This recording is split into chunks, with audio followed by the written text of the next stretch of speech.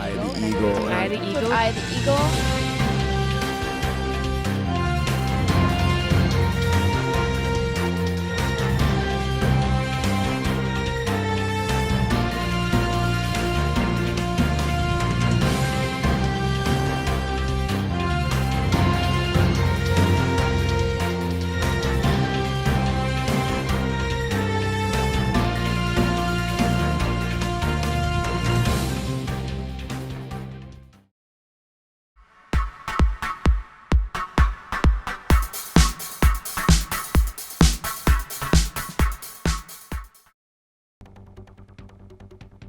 Welcome to In the Spotlight with your host, Maddie Smith. Welcome to In the Spotlight. I'm your host, Maddie Smith. Today, my guest is Tim Calderwood, the Assistant Athletic Director for Athletic Communications, to talk a little bit about the athletic department and what to expect in the future from Benue Athletics. Thank you for joining me today.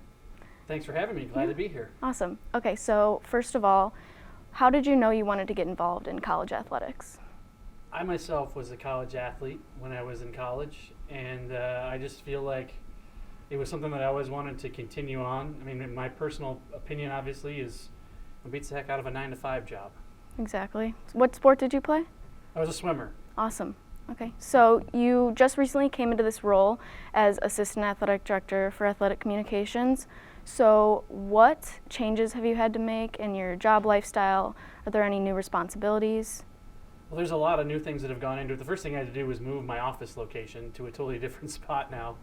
I have the usual job stuff that I've been doing here on campus with working with the athletic teams. It's now expanded to include more of a visual side too. Right. Like I'm more in charge now of the social media than I was before. And I've also got to be a little bit more protective of the brand and the B logo in and of itself. So I've got to look at everything that coaches are submitting to have for uniforms and T-shirts and whatnot, and improve the design on all of those. So that's been a different kind of role that I haven't experienced before. Could you tell me a little bit about your previous role and how it was different? Well, I just was working with the sports themselves, and I didn't have every sport. I had almost every sport, but my predecessor still had a couple of sports. Now I'm in charge of every sport, the website, everything that goes up on the website, running their home events when they have home games, which again is just kind of an expanded role in a lot of ways with more sports to work with now. So I added volleyball this fall, which I hadn't had before, and I'll add men's volleyball moving forward into the spring and winter, and softball as well. So those will be different sports to work with. And I mean, I always say that, you know, part of the biggest thing that you do is you got to learn how to work with personalities. So I mean, I've got 20 different head coaches that every coach needs something different. So you've got to kind of learn different personalities, and every year there's new coaches who come in, and some coaches I've been very familiar with, obviously. So you kind of already have that established, but you got to build some more on top of it with the expanded role. Right. Do you feel any more pressure than you did before, like having to establish these relationships with different coaches, faculty, students even? I don't think so. I think it's a more visual role for me now on campus. Like, I'm getting looked to a lot more when it comes to protecting the bee, for example. And I think that athletics in general, I kind of like to be behind the spotlight, so to speak, and now I've had to step more to the front, kind of become more of a leader in our department too. I mean, I think just the title Assistant Athletic Director in and of itself, you get looked at differently. So I'm now, when I actually got promoted to the job, one of the things they told me was, welcome to the senior leadership team. Wow. So that was that was a big adjustment just to hear those words, and I had never thought of it that way, but hearing those words, you're like, whoa, yeah, I mean, with the title in and of itself, now it's in a whole different position just within the leadership structure. So, quick question before we break. What's your favorite sport to work? I'm a baseball guy through and through. I've always worked with baseball since, you know, I was in college. So that's probably been my favorite sport. I work with baseball in the summer and minor league level. And it's just, for whatever reason, baseball is that sport for me. But I mean, I think the biggest thing is just game days in general. Like, I really enjoy game days. Awesome. When we come back, we'll talk a little bit more about the athletic department and Tim's role. Welcome to Tailor Made Salon Suite, a full-service hair salon that will meet all your hair needs. This salon offers full head highlights, haircuts, extension applications, and more. Not sure what to do with your hair? That's okay. Taylor herself will help you find a new look that best suits you. All services here at TaylorMade come with a complimentary blow dry. Follow us on Instagram at TaylorMade Salon Suite and set up your first appointment today. We're located inside of Sola Salons in downtown Arlington Heights.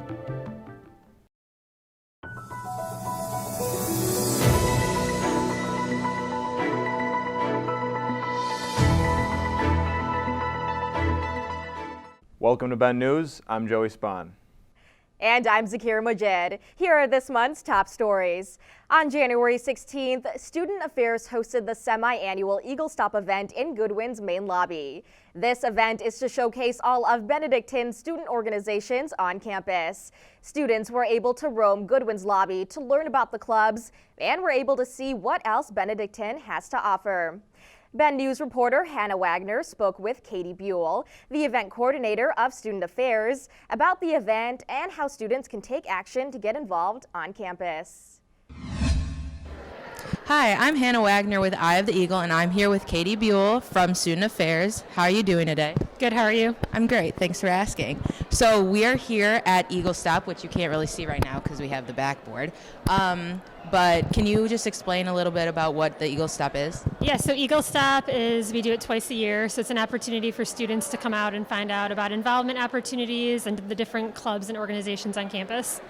Nice. How long has Eagle Stop been a part of the Benedictine community or like part of the programs here? It's definitely a long-standing tradition, so it's held twice a year, every August and then January. And it's just, like I said, it's the opportunity for everyone to get together and get involved on campus. Nice. Yeah, because I remember when I was a freshman, I came here and I was just so overwhelmed with everything. I managed to join photography club, but I never kept up with it, which is unfortunate. So speaking of that, like what kind of clubs are here that you can remember? Because I know there's a lot. Yeah, so we actually have over 30 that are here today, but some that I can think of off the top of my head, we have UNICEF, AMSA, the marketing club, so there's something for everyone here today. That's great, because a big part of Benedictine is like being a part of the community and just feeling like you're at home. And then one of the last questions is, what's your favorite part about coordinating this giant event? Sure, I think it's just seeing the excitement from the students, like all of our student leaders, they're all willing to come out for it and they all, put their best foot forward and share their organization's mission. And then I just thought of this one.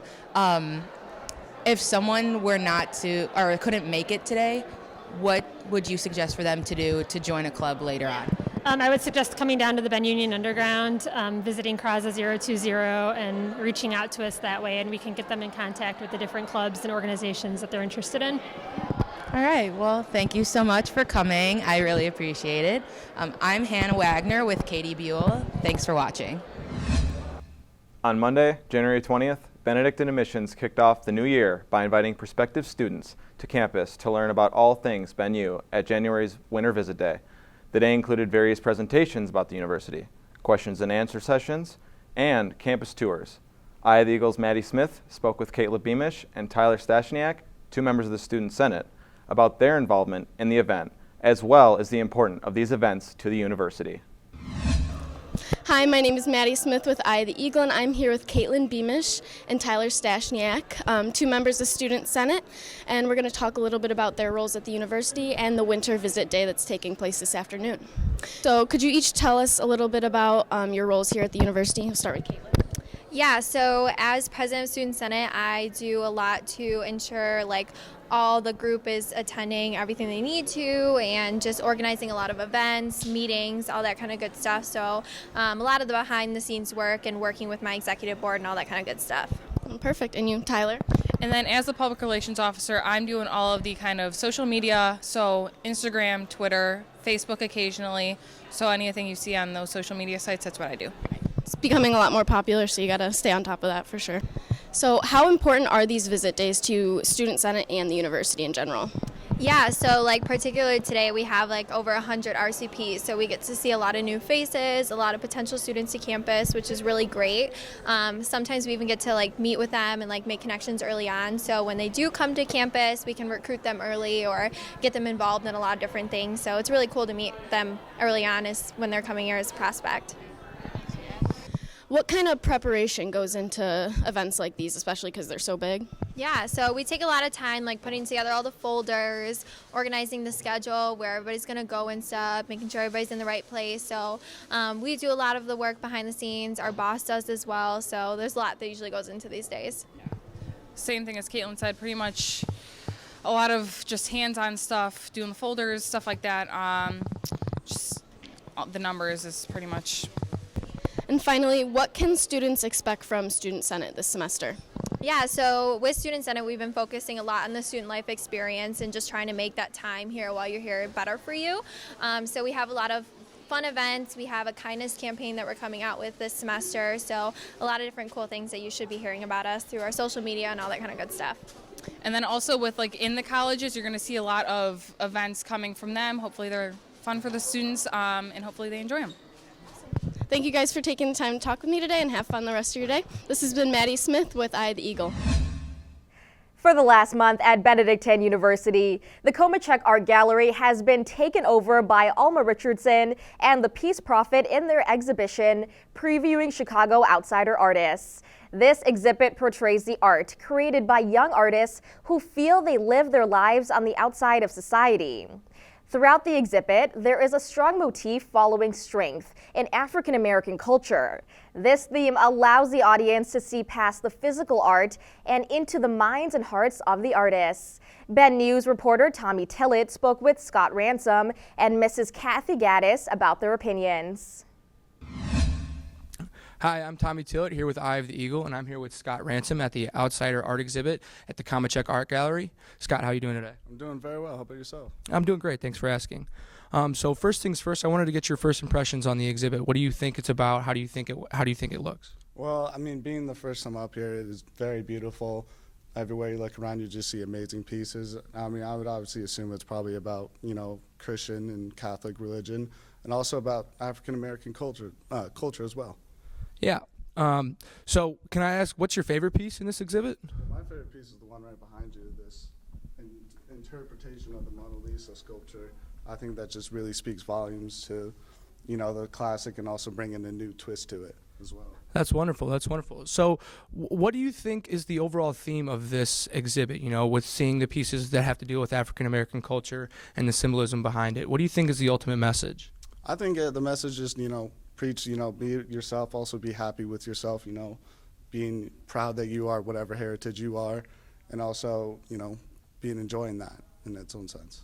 Well, thanks, Scott. I really appreciate it. Hi, I'm Tommy Tillett here for Eye of the Eagle, and I'm here with Mrs. Gaddis, and we're here at the Komechak Art Gallery for the Outsider Art Exhibit. Mrs. Gaddis, how are you doing today? I am blessed. How are you? I'm doing fine. Thank you for asking. So my first question is, what can you tell us about the art exhibit so far? It's been highly successful. We've had over 200 people come through since it opened, and it'll be running through the end of February. February 22nd is the last day. On the 2nd of this month, is one of our biggest events here, the First Sunday Tea and Talk, so we should have over another 100 to 200 people come through this exhibition. Oh, that's awesome. That's wonderful. So on the topic of Alma and Peace Prophet, can you tell us anything specific about those two?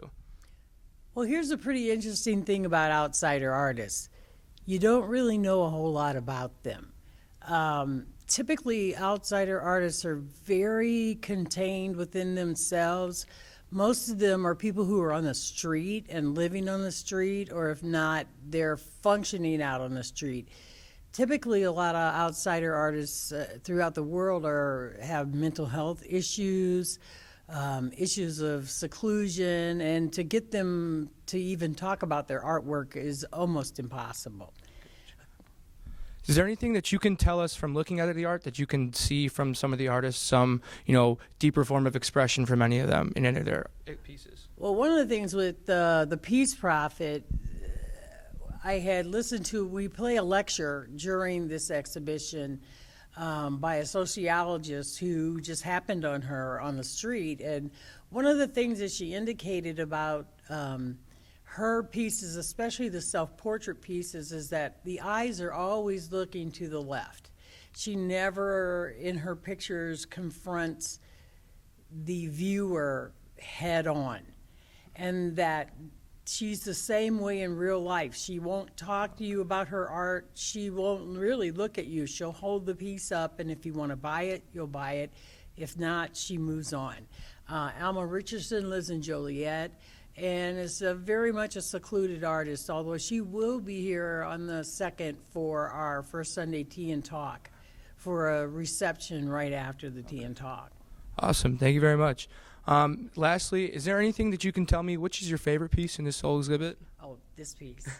There's everything about this piece that's African American. There's everything about this piece that is color and life and femininity and speaks so much to the African American woman. And it's a vibrant piece that shows that the artist is full of life, even though we may not know that in a direct interaction with her, that her spirit is alive and colorful. Gotcha. Well, thank you very much, Mrs. Gaddis. It helped a lot. Once again, I'm Tommy Tillett for Eye of the Eagle, and this is the Outsider Art Gallery and the Komechak Art Gallery. Thank you. The American Red Cross came to Benedictine on Monday, January 20th in Burke Hall to talk to people about the fundamentals of running a Red Cross disaster shelter.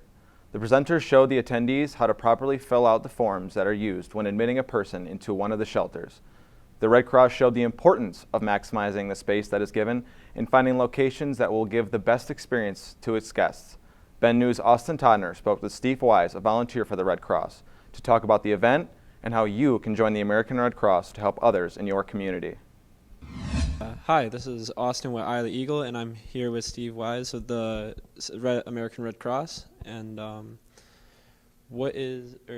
first of all, what is the Red Cross for anyone that doesn't know about it? So basically, we are predominantly a volunteer organization that is available to help out people on their worst day of their lives. We help people out that are recovering from a home fire to as far as major disasters such as a hurricane that comes through. We do our best to greet them and take additional actions to get them what we call on the road to recovery. Make the next step, to help them past what unfortunately has come their way. If people want to help out, like what are the recommended steps for them to help out, or who can help out? Okay. When can you start? Basically, all you need to have is a sharing heart. With the Red Cross, we have numerous things, like Terry and I's specialty, or what we're involved with is sheltering. But we have caseworkers, we have people that are involved with logistics, like they're stocking shelter trailers, they're moving bulk equipment around the country.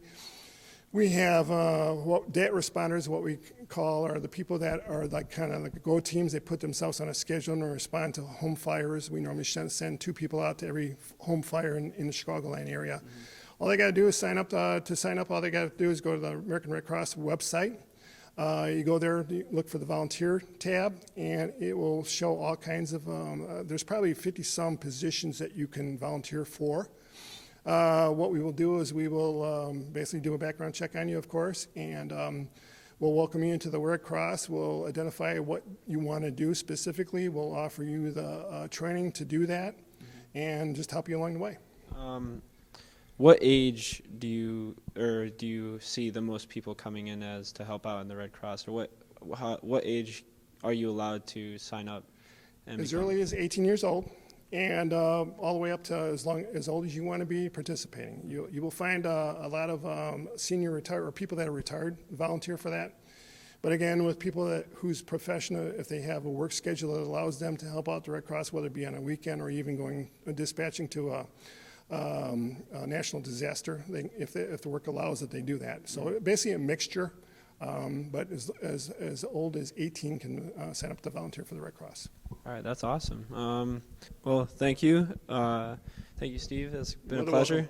Yep, and I enjoyed the class. It was a great time. Very good. And this is Austin with Eye of the Eagle. Have a wonderful time. Okay. At Benedictine University's Hour of Community Service on Thursday, January 23rd, students had the opportunity to make a difference in the lives of people battling cancer. BenU is known for the volunteer work the students do to make the world a better place. During this hour of community service, the students were able to give people the feeling that they are always remembered through personalized boxes from individual students. BenU's Amber Syed spoke with Tony Cairo about the event.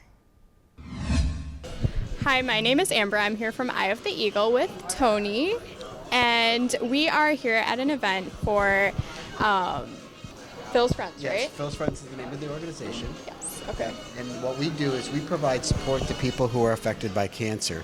And the support we provide them is that we send them out a care package that includes all kinds of great items, and it includes like lip balm and biotin, so practical stuff they need, hats, a blanket. And then we also provide them, after they receive their care package, we provide them a card for 12 months, just to let them know that they're being thought of over those 12 months. Thank you. So how did this idea come about? Was it something you were a part of, or? No, Phil's Friends actually started in 2006, so it's been around for 13 years, and it was started by a gentleman named Phil Zilke, who was a 2-time survivor of stage 4 cancer. And after his second journey with cancer, he heard from God that he needed to do something else, and he saw the support that he got during his cancer journey. People provided him some of the stuff that we provide in our care package. They provided him cards each month as he was going through his journey, and he thought, you know what, I got to try to replicate that now that I'm better. And so for the last 13 years, we've been sending out these care packages and cards, and we've sent out over 30,000 care packages since 2006. Yeah. So the students here who work on these care packages, can you explain what they do and how that makes an impact, I guess? Absolutely. So what the students did today is that they decorated the boxes that the care packages go into, and so all the care package items go into this box that's decorated and really colorful. And so when the person receives, their care package, we hope that they get this emotional uplift by seeing this beautiful box that they weren't expecting. So all the kids here decorated over 50 boxes today. And then the other thing that they did today was that they made cards. So the cards that we send out on a monthly basis, they made those cards as well. So they really impacted people with cancer today. That's awesome. Thank you for talking to us, and I think this is a great idea, honestly. It's a really nice idea. So well, thank you. Thank you for having me. Yeah. The Theta Phi Alpha Women's Sorority at Benedictine University hosted their second recruitment week of the school year in hope of gaining new members. The theme of recruitment this semester is Welcome to the Jungle, where potential new members of the fraternity can hang out with current members and learn about their organization's values. This will be the fraternity's first recruitment week as an installed chapter, giving them the new name of Theta Phi Alpha Delta Nu Chapter. BenU's Maddie Ocean spoke with Kathy Karagiannis, president of Theta Phi Alpha, about her role as president and what recruitment entails. Hello, I'm Maddie Ocean with Eye of the Eagle, here with Theta Phi Alpha President Kathy Karagiannis. Kathy, so how have you adjusted being new president of Theta Phi Alpha? The transition at first was a little shaky, but after going to our orientation leadership training in Ohio last weekend, I think that it's been a lot better transition, and we all got to know more about our positions and be ready for the semester. And what is your favorite part about being in Theta Phi? I think honestly the sisterhood and having only a brother to grow up with, I think is, not having a sister and being in a sisterhood has just been really heartfelt, and getting to know girls that I haven't even met and just getting to know everybody. And you were recently installed as a sorority in December. What is the difference between being an emerging chapter and then being an installed chapter? So an emerging chapter, we were getting girls together and recruited so that we could have a number high enough to be an established chapter here at Benedictine University. So after December 14th, 2019, we are now an established chapter and the first founding sorority here. Great. And your recruitment week is this week. What are some things that you've done in order to plan for this week? Over break, we did a lot of planning, getting together with our e-board and getting things written down and established, and everyone really knowing their roles and what they have to do with, their position. So that's been really helpful. And then as my role as president, to just overlook and make sure that we are all staying on track. So. And what is your overall goal with recruitment week? Like, do you have a number for the specific amount of girls you want, or what do you? So I think that what's important is that we all are unified in getting to know each other, and the number, obviously, still recruiting is. We hope that we recruit as much as we possibly can, but I think that however many we get is what we get, and we keep going and for growth and success. Great. And if a girl missed recruitment week this time around and wanted to get involved later in the semester, how would they go about of contacting Datafy to get that information? So we do have a QR code that we have on some of our flyers around campus. So I can always send an interest form too. They have email contact information on that as well. And then we will also be recruiting next fall, as long as with our tabling this semester as well. Great. Thank you, Kathy. Again, Maddie Ocean with Eye of the Eagle. A unique opportunity was available for students on January 28th for those who wanted a fun and free alternative to the average selfie. Caricaturist BJ Han, who has been named as one of the world's fastest caricaturists, came to Goodwin and Benny's to draw students in under 60 seconds. The artist did 130 headshots in the 3 hours she was on campus. I spoke with best friends Sayeda Mehreen and Fardeen Sayed immediately after they got their drawings done. Hey everyone, I'm Zaakirah Mujid, currently standing here at Benny's at the caricature event here on campus. I'm currently standing here with Sayeda and Fardeen, who actually just got their drawings done. So guys, go ahead and show us what your drawings turned out to look like. Wow, look at that. Okay, so this event was advertised as a 60-second caricature event drawing. Do you guys think that she stayed true to how fast she drew the images? Yeah, it was not even 60 seconds. I think 60 seconds was a bit long. She definitely didn't have that time. Yeah. Was it a painful experience? How did it feel? No, it was actually really fun, and she was super nice. She was like talking to us about like our classes and stuff. So. Well, she was a Chiefs fan, and they're going to lose in the Super Bowl, so it made it kind of hard for me to sit there and know that her team's going to go down on Sunday. Now, what are your actual thoughts on the drawings themselves? It's pretty accurate. I thought like the glasses and like my smile and stuff. So. Even the hijab. Wow. Yeah. What about you? I'm sending this straight to the Louvre. This belongs in a museum right next to the Mona Lisa. Now, was this your first time getting a caricature drawing? Yes, it's my first time. First time in 12 years, and we're not going to talk about the other one. Why not? Now we need to know. Because this one is so much better. Are you guys going to frame this, let's say 50 years from now, are you guys going to look back at this and be like, wow, I got that from Benedictine University? Oh yeah, for sure. You're looking at my grandchildren's inheritance. You guys were perfect. Thank you so much for agreeing to talk to me today. I'm going to go ahead and get one of those caricature drawings myself. For Eye of the Eagle, I'm Zaakirah Mujid.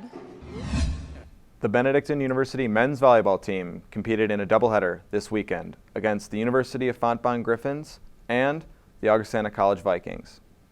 The men edged out the first match against the Griffins 3-2. The top players in the match were Jacob Grigo with 17 kills and Tim Folliard with 27 assists. The second match was not as friendly to the Eagles, however, who lost the match in a barn burner 2-3. This game displayed a lot of back and forth momentum, but it was Augustana who was able to take command of the match and seal the deal for the Vikings.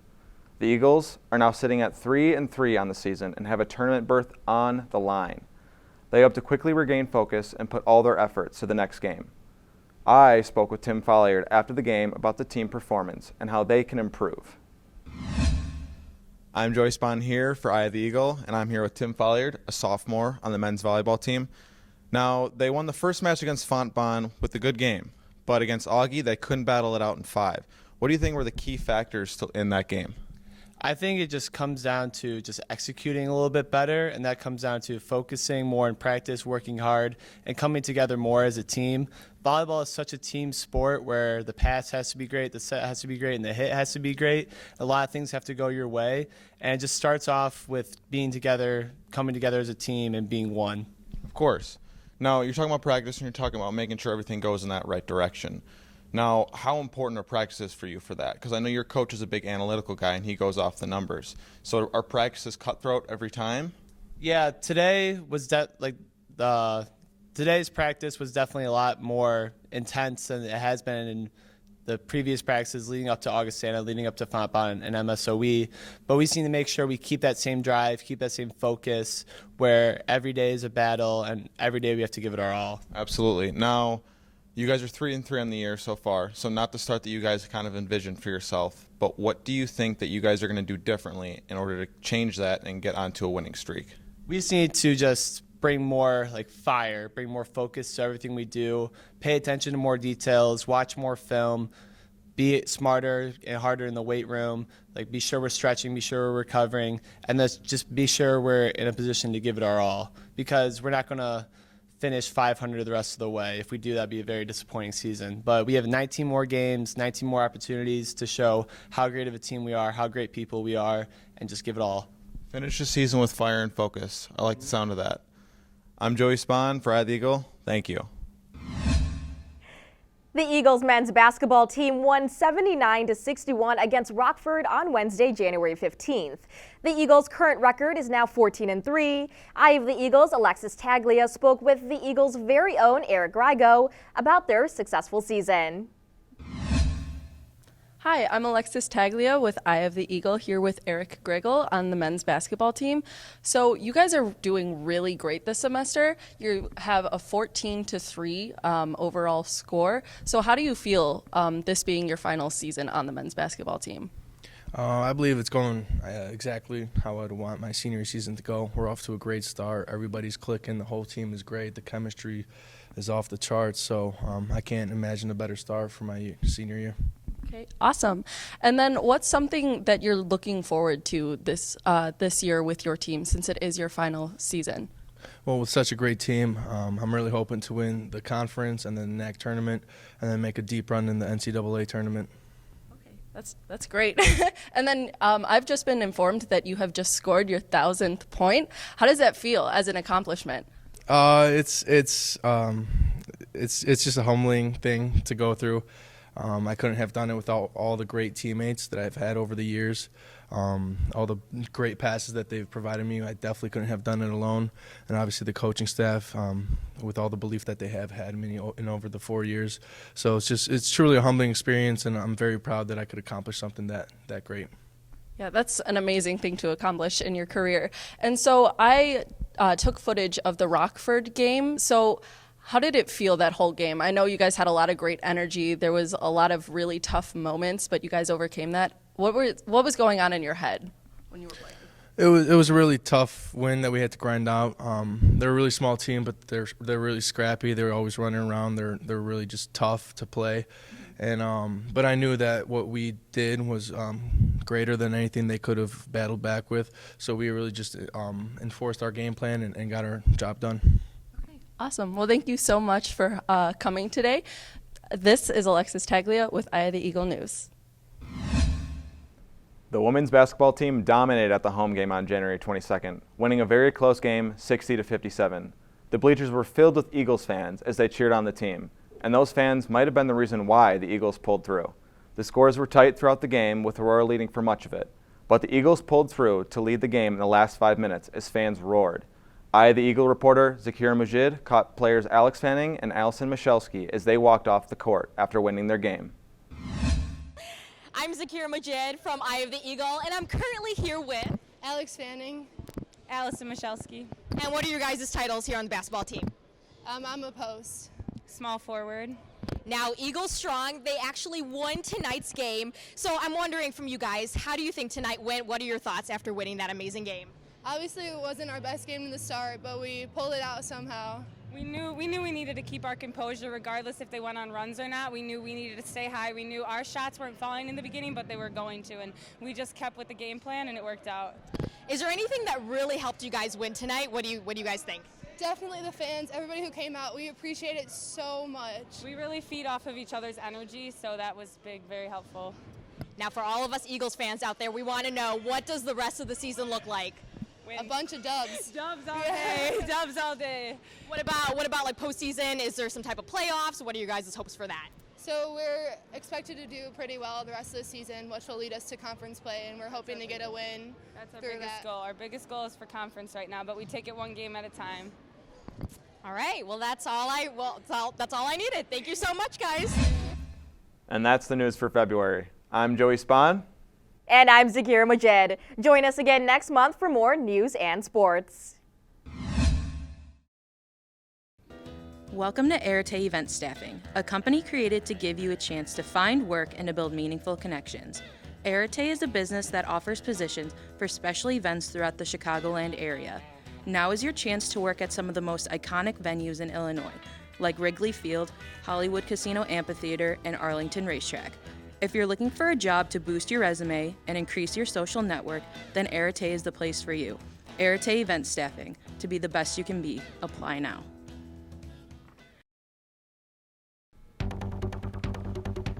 Welcome back to In the Spotlight with your host, Maddie Smith. Welcome back to In the Spotlight. I'm your host, Maddie Smith, and I'm here with Tim Calderwood to talk a little bit more about Benedictine athletics.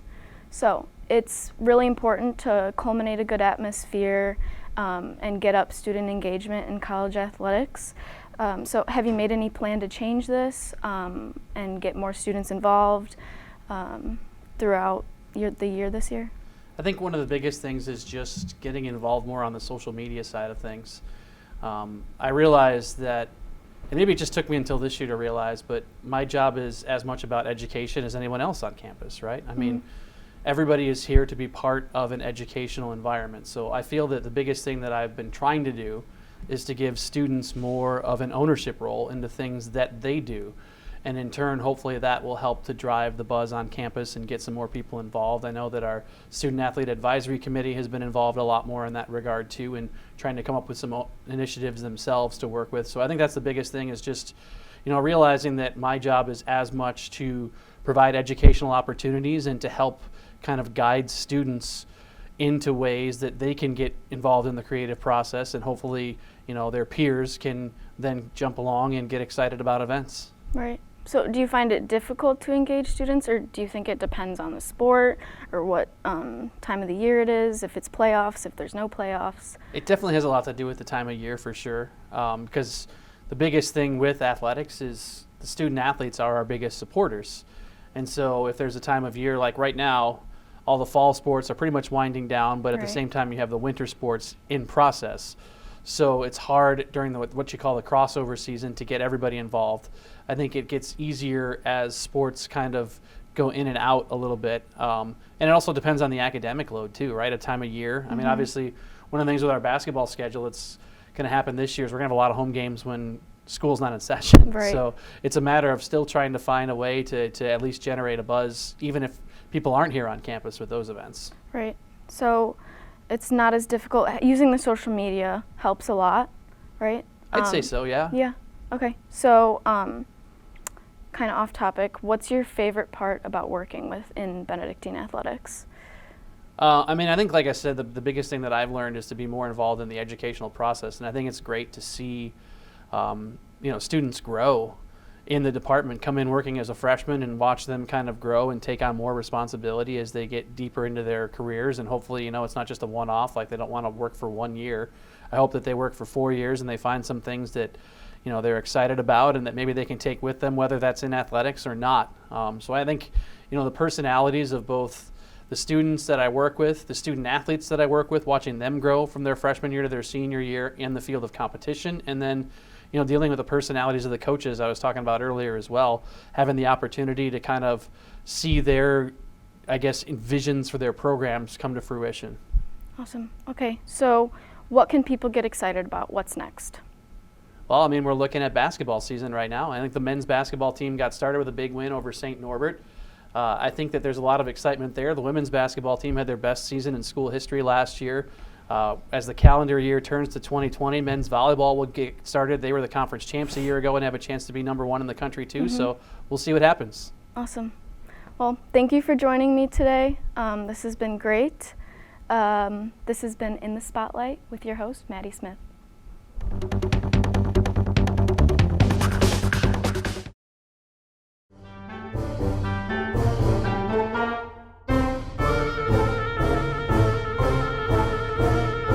I think it would have to be in the time where I was sitting in class, and of course I had my classroom snack, right? And I basically just choked on a full bag of trail mix in front of everybody. That's rough. Yeah. This happened last semester. I forgot my binder that my professor was going to check, so I went back to my car to get it. In the middle of the class, I didn't tell him. I started running back because I knew that I had to give him my binder, so I fell. I broke my leggings. I have like huge bruises on my knees here, and then I walked out with my binder. All the papers have flown out, and then I gave him my binder, and then everybody noticed that I fell because I was crying. Yeah. Sorry. My most embarrassing memory was I peed the bed when I was 12 years old. It happens, you know? You're 12. 12 years old was to learn how to like control yourself, but apparently I didn't learn that memo yet. And that's okay. It happens. Yeah. All right. One time I farted in front of my girlfriend, and like a really wet one. And she just looked at me and I looked at her, and then we just both laughed. That's great. Yeah. I don't know if that's embarrassing. It's making your love stronger. Yeah? Yeah. Huge stench. Yeah. All right, so Mr. Seeley, what is your most embarrassing memory? Well, there's been so many of them, but one that kind of stands out recently was there was a student, one of our majors here. I was talking to her about something from class, and she said, "I'm not who you think I am." It was her twin sister, and I was talking to her about everything that she was supposed to do for class, so that was pretty embarrassing. Well, that is kind of embarrassing. I'm sorry. Thank you. So I'm here with Rita, and what's your most embarrassing story? So for my high school graduation, I dropped it was like soda or something all over my white outfit and looked like I peed myself for all my pictures. So that was great. That was great. Oh no, I'm so sorry that happened. Thank you. When I was in middle school, I hit my teacher in the face with a beanbag, and my dad came and whooped me in front of the whole class. Oh, that's not. All right, that's pretty embarrassing. Yeah, that's pretty embarrassing. My most embarrassing story is unfortunately a story that I cannot give because I might incriminate myself. So I'm not gonna tell that one. Okay. So Hannah, what is your most embarrassing memory? My most embarrassing memory was basically my entire life because I embarrassed myself a lot.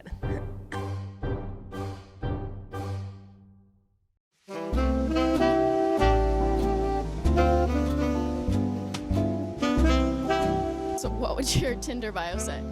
My Tinder bio would say 6'2", athletic, single, and ready to mingle. It's a great one. Thank you.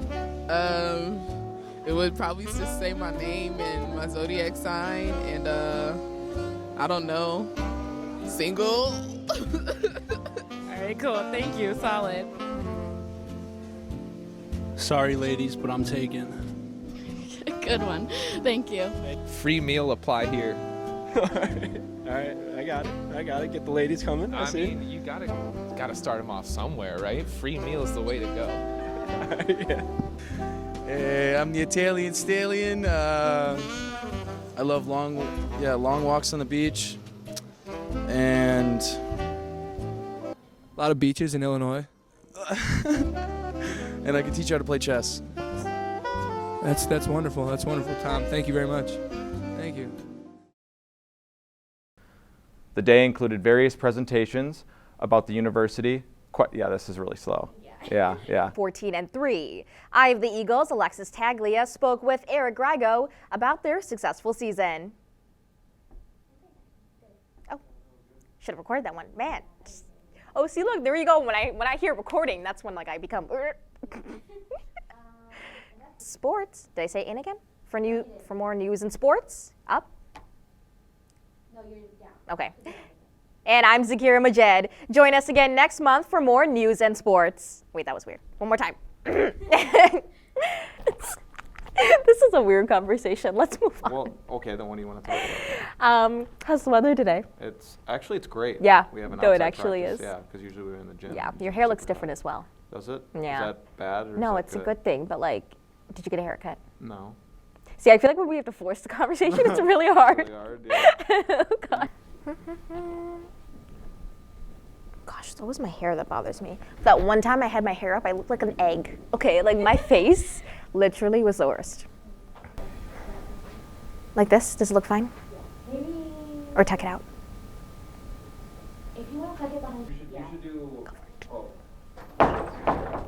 You getting a job at a small market, working for 1 to 2 years, showing that you can do things that you need to do, you have what it takes, and then media markets will end up looking at you. Like Madison's a media market, so yeah. But I mean, it was an internship, so it wasn't like I was doing a lot of the stuff. I was just behind the scenes helping out, doing little things, stuff like that.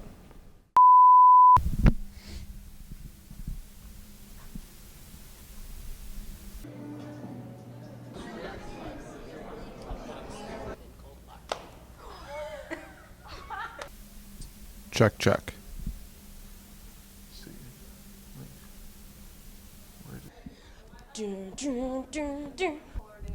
Hello, hello, hello. Hi, my name is Maddie Smith with Eye of the Eagle, and I'm here with Caitlin B. You want to do it outside? Why not? We're original. Okay. The OJs. She said the OJs.